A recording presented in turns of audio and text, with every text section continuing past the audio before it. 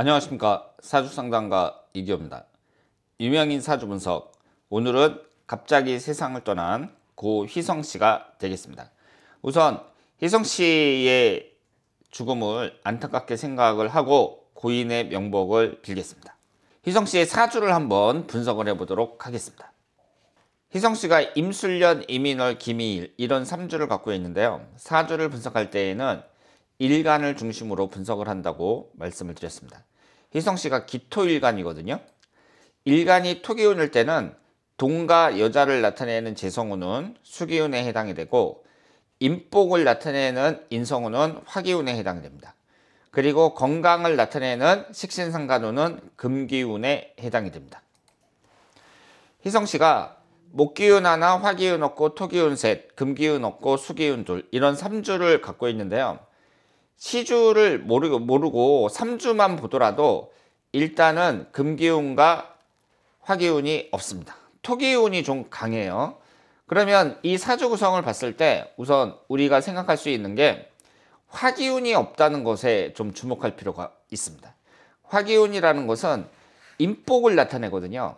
그러면 희성씨가 지금까지 가수로 활동을 잘 하다가 갑자기 마약을 하게 되면서 이 나락으로 떨어졌단 말이에요. 그래서 그 원인을 봤을 때 일단은 주변에 좋은 사람이 많지 않았다, 이렇게 볼 수 있습니다. 여기에서 건강을 나타내는 금기운이 사주에 없는데요. 이 건강운이라는 것은 상당히 광범위합니다. 우리가 사주를 봤을 때 식신상간운이 없잖아요. 그러면 그 사람이 건강으로 봤을 때 좀 불리하게 보고 있는데, 이 건강이라는 것은 내가 평생 유지하는 몸의 신체의 컨디션이라든가 뭐 나이 들수록 무슨 병에 걸리기 쉽다든가 물론 이런 것도 나타나는데, 예를 들어서 교통사고처럼 어떤 사건 사고에 의해서 내 신체가 상해를 받는 것, 상해를 입는 것, 이런 것도 해당이 된다고 볼 수 있습니다. 그런 점에서 봤을 때 희성씨가 아직 그 결과는 밝혀지지 않았지만 그 일찍 세상을 떠나게 됐는데요. 이것도 이 사주를 봤을 때 식신상간운이 없다는 것과 관련이 있다고 볼 수 있습니다. 천간의 구성을 보면 기토, 임수, 임수 이렇게 되어 있는데요. 이 천간의 구성 자체는 좋습니다. 제가 예전에 음권, 양권 이론에 대해서 설명을 드린 적이 있는데요. 이 음권, 양권 이론이라는 것은 위에 있는 을, 무, 병, 개, 경은 양권에 해당이 되고, 밑에 있는 갑기, 정, 임, 신은 음권에 해당이 된다. 그래서 같은 권끼리 구성되어 있는 것이 여러 가지로 좋다, 이렇게 말씀을 드릴 수 있는데, 지금 이 기토일간이면서 임수가 있잖아요. 지금 희성씨의 사주를 보면 기토일간이면서 같은 음권인 임수로 구성되어 있습니다. 이런 사람들은 정신적인 컨디션이 좋다고 볼 수 있어요. 특히 어떤 극단주의나 염세주의, 비관주의 이런 데는 잘 빠지질 않습니다. 그래서 이런 사람들이 자살도 잘 하지 않는다고 말씀을 드릴 수 있겠습니다. 그런데 여기서 재성운이 두 개가 있는데요. 이 재성운이라는 것은 결과물을 나타내거든요. 토일간일 때 이 재성운이라는 게 여자하고 돈도 나타내지만 결과물을 상징한단 말이에요. 그러면 내가 어떤 결과물을 얻으려면 행위가 있어야 되잖아요. 예를 들어서 돈을 벌려면 열심히 일을 한다든가, 내가 자격증을 따려면 열심히 공부한다든가, 이런 행위가 있어야 되는데 그 행위에 해당하는 것이 바로 식신상간운입니다. 금기운이거든요. 그런데 희성씨는 이게 없어요.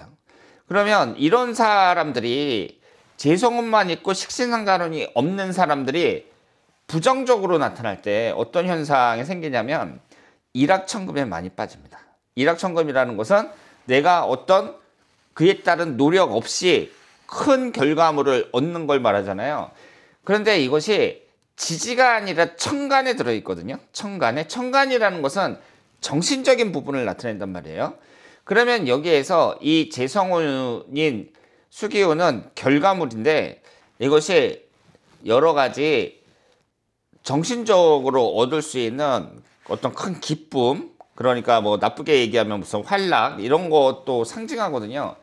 식신상관은 없이 그런 결과물이라 생각할 때 뭐 마약 같은 데 손을 댈 수도 있는 거죠. 이런 것은 이제 그 부정적으로 나타날 때 이렇게 해석을 할 수도 있다. 이렇게 말씀을 드리겠습니다. 그리고 태어난 시간을 봤을 때요. 만약에 축시에 태어났잖아요. 그러면 축술미 삼형살이 형성이 되는데 그 인생 자체가 상당히 굴곡이 많다고 볼 수 있습니다. 이 삼형살이라는 것은 사주에서 가장 안 좋게 보고 있는데 이것이 사주 명식에 전부 다 들어있을 때 지지 네 글자 중에 세 개가 삼형살일 때 그 사람의 인생이 좀 굴곡이 많다 이렇게 해석을 할 수가 있고요. 만약에 신시에 태어났다 그랬을 때는 올해가 을사년인데 인신사 삼형살에 해당이 되거든요. 이것도 부정적으로 볼 수 있습니다. 그리고 현재 대운이 40세서부터 49세까지 병호대운인데 오화가 들어가면서 인호술 삼합이 되거든요.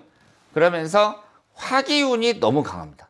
이 화기운이 강해지면서 이 김이라는 일주를 보면 이 토기운이 좀 메마른 땅이거든요. 그러니까 사막처럼 메마른 땅인데 여기를 더욱 그 땅을 메마르게 하니까 이것이 부정적으로 나타날 수가 있습니다.